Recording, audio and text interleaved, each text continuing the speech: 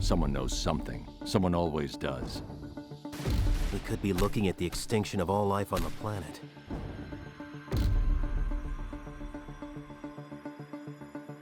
Gotta be her. Humans simply will not give a crap unless we force them to. We need Harley Quinn. Nuh-uh. I'm done with capes and tights and masks. Just trying like hell to lead a normal life.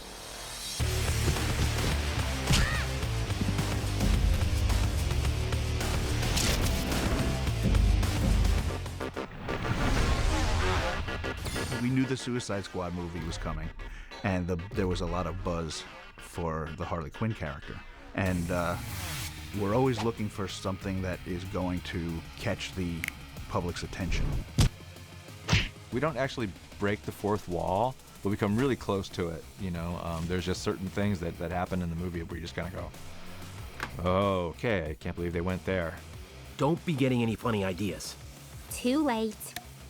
And I think they've grabbed these characters that are so established from Batman the Animated Series and found a way to spin them in this 80s like roadshow that's full of action but yet has all the right comedic notes to it as they try to still save the day. Oh my God, stop the car! No. But it's him! Who? That guy! I ran into Alan Burnett, and he just briefly just said, oh yeah, we were talking about possibly doing a Harley movie, and I went, great, I'll do it. You know, oh, okay, great.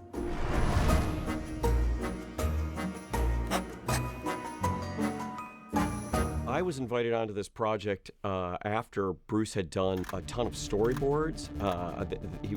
They're all on paper. They're all just kind of brought into my office, and I flipped through them. I'm like, this is almost done, frankly, you know.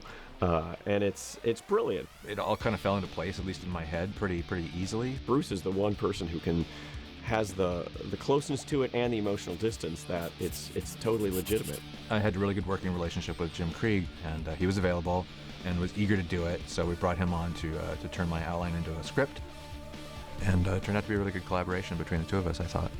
I think you can just assume that if you liked the joke, it was Bruce, and if you didn't, it was probably me. You know what I am? My punishment for dropping out of med school. Wrong. This is kind of a strange red-headed nephew of Batman the Animated Series. But don't show it to your kids thinking that it is Batman the Animated Series. It is its own thing, kind of extrapolated. Well, Batman the Animated Series was so popular, and a lot of credit needs to go to Bruce Timm for that. Oh, it's absolutely drawn in that classic Batman style. Kind of similar structurally to an episode of Batman the Animated Series that we did years and years ago called Harlequinade. Is basically the 48 hours kind of model, you know, where the cop has to team up with a criminal to catch another criminal.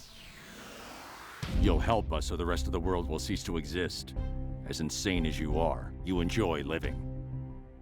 The basic story of the movie is an investigation into the secret doomsday plot on behalf of the plant world to destroy the animal kingdom. Poison Ivy has teamed up with a character named Jason Woodrue, who in the comics is this old school villain called the Floronic Man. So Batman and Nightwing are investigating, and they realize, oh, we should probably, you know, look at some of Ivy's, you know, known associates from the past, and they kind of go, oh, that means we need Harley Quinn. Gonna lose that hand. Ugh!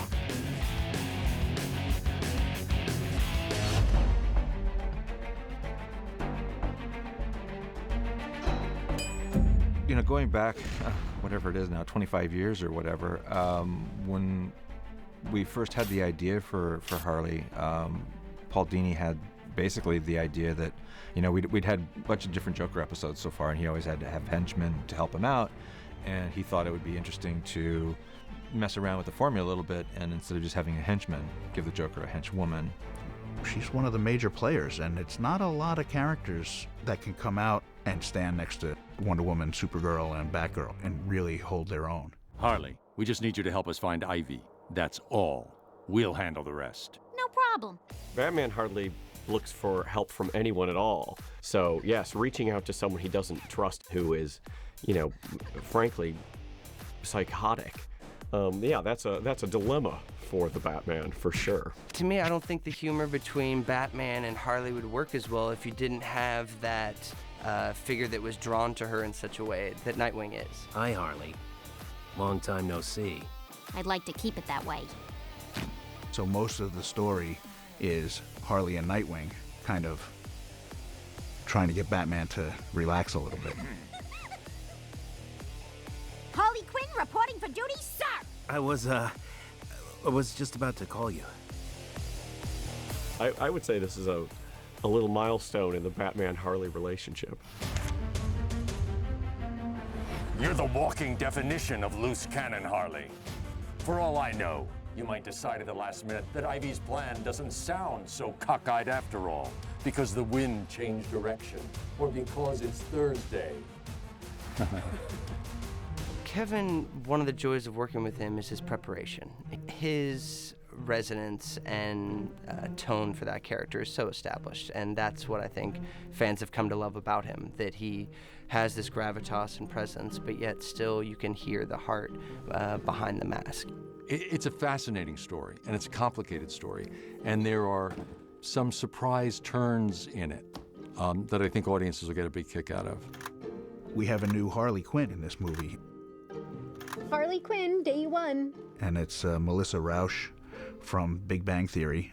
And I could have kicked myself because I watched Big Bang like every week, and I knew exactly who he was talking about, Melissa Rauch, and it was just like, duh, she would be perfect. First of all, when I found out that I was going to be playing this role, I cannot tell you how overjoyed I was. When the offer came into my inbox in my Gmail and I just saw Harley Quinn, I went, what? Harley Quinn, what's this about? Face it, sugar, I got something you want, and you sure as shooting got something I want. So be a good boy and maybe Mama will give you a cookie. And Melissa was just sensational. Her timing and comedic style couldn't be better. Lauren Lester comes back as Nightwing, and he was the original Robin in Batman the Animated Series. Lauren stepped right into the role, I think like sliding into an old shoe. He, again, so versatile, so to hear him play the comedic timing that was needed for this piece, he really brought that to life. I love this script. It really captures the essence of the show again. Last I heard, Harley went off the grid after she got out on parole. No one's heard a thing since. Rumor is she's gone straight, but also just plain gone.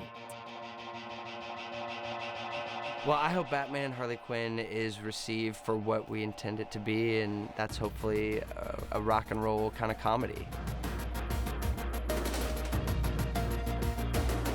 I think that fans can expect the unexpected.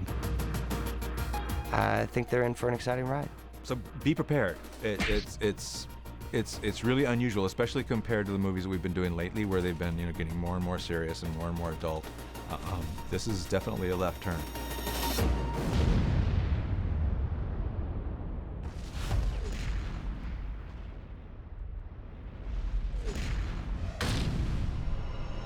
Hey Bats, it's Booster.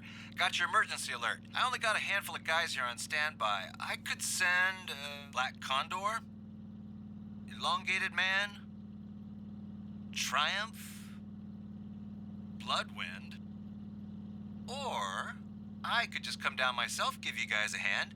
Not much going on up here. Foosball table's still busted.